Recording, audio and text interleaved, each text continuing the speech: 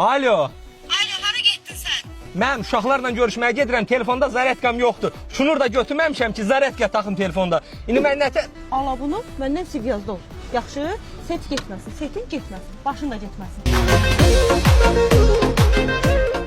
Onun maşını o birisindən daha yaxşıdır. Alo.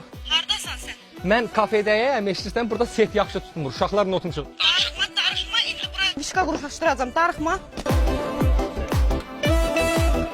Sivyazda ol, əsas sivyazda ol sən məndən. İmkan vermə 2 dəqiqə. Alo. Alo, sən niyə get cavab versən telefona? Ad başım qarışıqda bala. Antifriz qaynadıb, nə bilim, axıdır, bilmirəm də. Yenə qaynadı bə o. Bilirdim elə. Ah, tut bunu. Ay sağ ol. Bax, ha, sivyazda ol. Hə balam, inanırsan güzbəlayla qırmışam. İndi sağ konuma atacağam, eşidirsən? Birbaşa bağın konumudur. Vurursan, gəlirsən yanıma bir. Salam mənim. Aleyküm salam.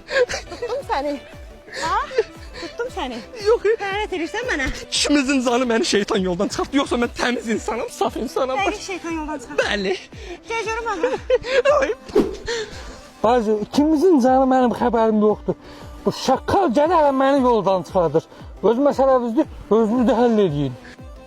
Mən indi səni burada boğum öldürüb, Nemət.